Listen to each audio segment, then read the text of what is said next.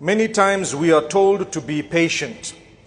The term sabr is a term that all Muslims are aware of, and it is repeated now and again. No matter what happens, we are taught, bear sabr, be patient.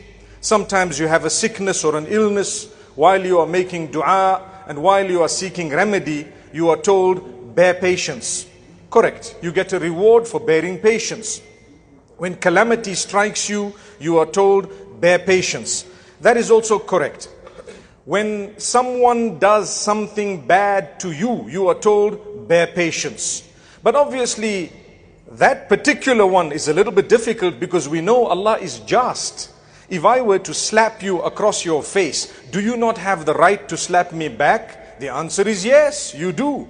The Quran says, وَجَزَاءُ سَيِّئَةٍ سَيِّئَةٌ مِثْلُهَا.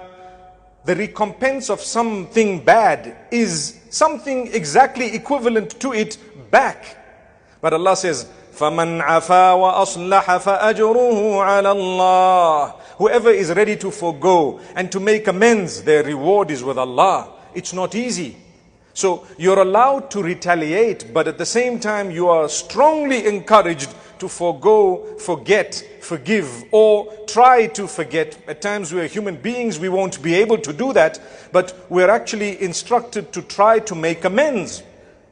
Allah says the reward is great. The reason is, sometimes it is in the best of your interest to let things go. It will be more expensive to pursue them.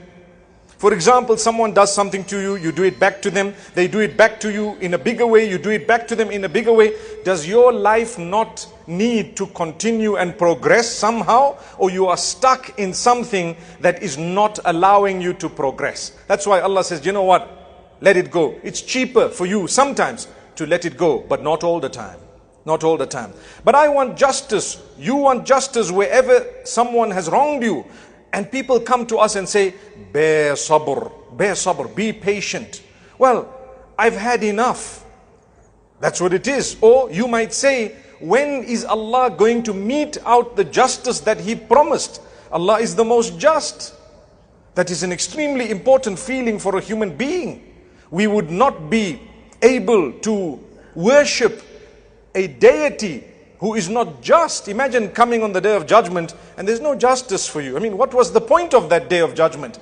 In Islam, we firmly believe Allah is just. He will give that justice. He will ensure it happens in this world and the next, or at times in the next and not here. Why not here? Well, there are many reasons.